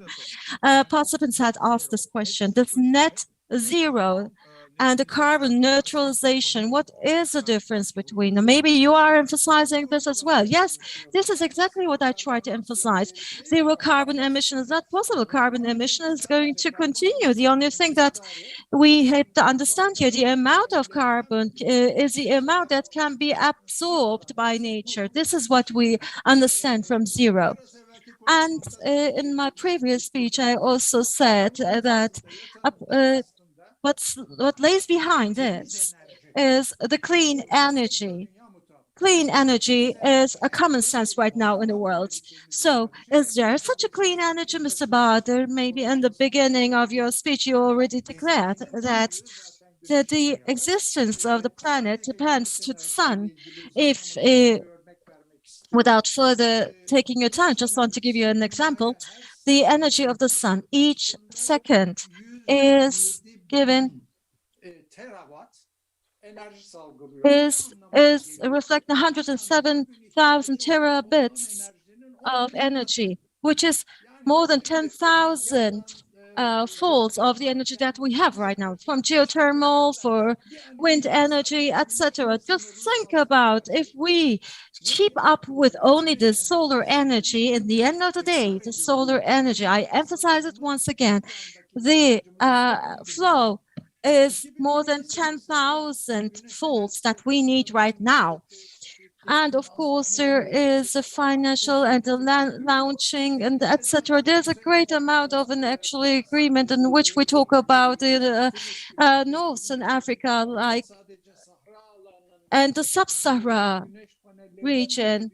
A solar energy area in the North Africa would be sufficient, they said. And another research has been made last week, and there are 150,000 residences. If only 150,000 residences can use solar energy on their roof, then we can actually meet the necessary needs of energy, of course. It's a hybrid system, perhaps, but in the end of the day, in all of the installment of the systems, it is quite obvious that we can provide it very easily. And the space, you know, the SpaceX, there was a group that has been opened up, a new group called Radiant. And last week, they have announced a prototype, portable nuclear microreactor. This microreactor is 1 megawatts of power and actually can has a potential to meet the needs of a household for one year. Of course, nuclear energy is not something that we like. There is no doubt about it, but starting up with the solar energy, clean energy, and cheap energy is necessary. And how are we going to realize it? In one way, of course, the technology, the development of technology. And also the software is necessary for this. Last week, China has a new computer that can be programmed. It's a quantum computer, that's what they say. And the fastest computer was Sycamore, as you know. It is 1 million folds more powerful than Sycamore. It's a programmable quantum computer. Why do I tell this? Because we're talking about how technology can ease our lives. Because 20 years ago, we have made studies about the gene maps, and that study the study continued for 14 years, and $2.7 billion have been spent to it. Now, when you give $1,000, you can have your gene map, but If you commercialize China, if China commercializes this computer, you do not need 3 days, you need 3 minutes, and for $1 or maybe for 1 cents, you can actually get your completed gene map. So there's a negotiation. We have the technology, we have the energy. The only thing that we are lagging behind is the financing of it. In 1946, the world came up together, and the World Bank has been founded, and IFC has been founded later on. IMF has been founded, the United Nations, European Commission, a consensus have been come up to, and until then we came up to the Paris Agreement. The aim here is to have the financing of a clean and cheap energy. What I wanted to say, I didn't want to tease Mr. Emre, but what is 1 billion euro? So with 1 trillion euro, a green bank should be founded. And in this loan conditions, it shouldn't be like 6 or 7 years. It's 10 years, it shouldn't be reversible, and a very low amount of interest of loan has to be given. For what? For the research and development and for the production of cheap and clean energy. If we can, there is money in the world, and there are plenty of negative interests in some areas. So at the end of the day, the only thing that is left behind is to make the final step. Briefly, in just 1 minute, I just want to also emphasize something else. We're talking about drought. We are talking about flood. We're talking about hunger. Of course, the most important problem that the world is in is this. But on the other hand, the world has also very high resources such as water. We only use 3% of the water resources of the world, and that 3% is a part that that we human beings are using. I set the animals and the plants aside. And just think about this. So if we can only increase it by 2-fold if we can convert the ocean water or osmosis, if we can have new systems, if we can have these systems, and if we can have all these different types of systems, water treatment systems, then I believe that we will have and reach up to good energy and cheap energy. And this indeed, this green energy is an indeed important issue. Thank you very much for listening me with patience. Thank you very much, Mr. Uğur. Oturumun sonunu toparlamasını Barış Bey'den isteyeceğim ama şimdi söz paranın Emre Bey. Evet. Yes, Emre Bey, the floor is yours. Policies, actions. So what are you going to suggest us? Thank you very much, Bahadır. And I'd like to thank Uğur. Thank you very much. Maybe I have the right to answer. So the banks need to know what to do. And actually, maybe this is important, what we are not doing as well. And especially development banks like World Bank, IFC, EBRD, and Asian Development Bank, AIB, and some other development banks, after the Paris Climate Agreement, have stepped into a journey for climate banking. So our credits, all the loans, all the loan flows, and also money flows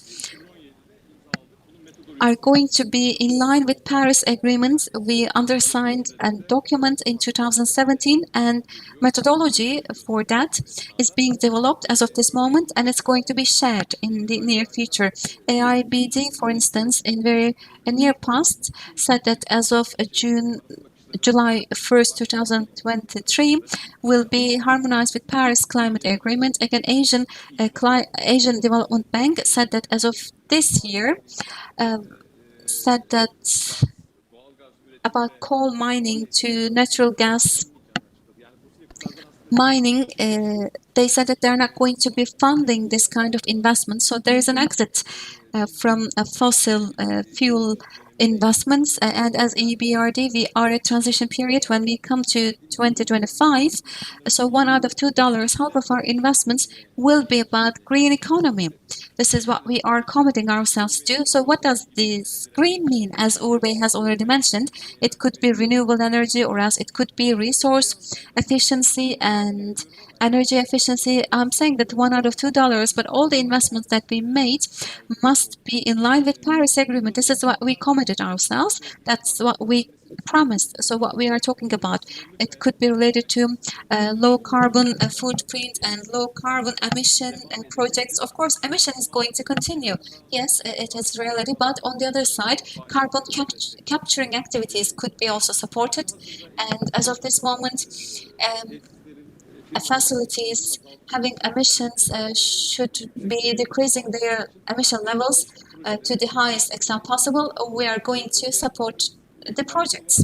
And on the other side, as a bank, we are evaluating environmental issues, and we carry out environmental evaluations. But in the last climate crisis, we have seen that we have to be also focusing on the effects of the climate change over banks. It's not about social impact evaluations or else environmental impact evaluations. We should also be looking at TCFD. We are a supporter of TCFD. In addition to the reports that we have published, we are also working on projects to come up with better ones to the banks. I mean, which one are less risky for banks, for instance? We need to define the less risky projects, and more risky projects should not be financed. So as I've said it beforehand, it is very important for us not what to do. We need to know that. So in total, up to 46% of $13 billion, 13 billion euros of investment was invested on green projects. So our investments in Turkey should be supporting transition to green economy, and they should be also in line with climate change, adaptation and harmony. And we want those projects to bring environmental benefits. This is what we are targeting. So at the end, let me say in this word, we are working with several donor forums and Green Climate Fund, for instance. This has been mentioned, Climate Investments Funds and Global Environment Facility. We are working with many countries and donors, and along with the European Union countries, we work with many institutions, and we can also give privileged loan choices to Turkey, and we can also have great grants and donations for Turkey. And we have worked with Izmir Metropolitan Municipality, and esteemed mayor has mentioned Izmir Green City Action Plan, and there's TURSEF, MIDSEF, along with certain local banks and leasing corporations. We have also conducted some projects, and there is the circular economy side of the issue. Turkey has its first active circular economy platform. Turkey Material Exchange System has been established, and we have more than 180 members, and Philip Morris is one of our members. So all those will be increasing in the future, and we are paying more attention to work with our stakeholders. Thank you very much. Thank you very much. I remember the very first days of this establishment of the bank after the Cold War ended. This bank was funded, and it was working on the transformation, and we can also see great successes. Thank you very much. As Turkish society, we will be having more benefits from your works. Yes, Barış, what shall we say? Maybe you can wrap everything up. Thank you very much, and I'd like to thank everyone. So I'll try to wrap all these issues up, and we discuss different sectors like agriculture, industry, energy, and also transportation. But it's not just about change. We need to be taking transformative steps for the future. We know where we can reach. Almost we know that we are going to target zero carbon levels, but unfortunately the tasks and responsibilities are not very much certain. And the most important thing is that when are we going to reach that 1.5 Celsius degrees target, but in what time we are going to reach that target? This is as important as this target itself. ICP-CST has published a report. It's about this carbon budget. Carbon budget has been worked for many years. We have 400 billion tons of carbon budget in order to be in that 1.5 Celsius degrees temperature increase. And in the world, there is this emission, including energy and transportation and agriculture. So these sectors provide the biggest volume of emission, which is 400 billion tons. And if we do not make any expenditure, we're talking about, by the way, 10 years of window, and there will be certain processes which are not going to be reversible. Certain irreversible natural processes might take place. Permafrost will be melting. There could be thermal temperature changes, and there will be more additional effects. And the ice masses are melting, as you all know. When it is even aggravated, there will be much more impacts over the earth, and we are talking about irreversible effects. So 400 billion budget should be used, but how to use it and when we should take our steps, these are very crucial as well. If we had taken this report into consideration, if we had acted just at that very moment, each and every year, with just by 3.5 degrees temperature decrease, we would have been in that interval. But world just continued increasing the temperature, and in 2019 there was this biggest crisis in the world. COVID-19 created certain reductions up to 7% all around the world with respect to emission volumes in the world. But right now it's on the rise. Post-COVID industry recovery and revival again increased these emission volumes. But according to the report published in June, we can say that we are talking about 400 billion volume. If we want to be in that level, we have to have at least 7% of reduction. But is the world at that stage? I don't think so. Actually, COVID-19 pandemic has been a big warning. It was saying to us, you can't go on like that as humanity. You can't live like that in the world. But if we don't take any step, and if we create emissions as such, in the near future, we might have to have more than 20% reduction on the emissions, which is, by the way, 2 times higher than COVID-19 emission reduction effect. So I don't think that we are on that way. It's all about how we understand the crisis. I don't think that we really see and perceive this as a real crisis. So specific to Turkey, only in this year, after 190 countries had undersigned this climate change, after that Turkey undersigned these agreements. We are lagging very behind. Unfortunately, we are not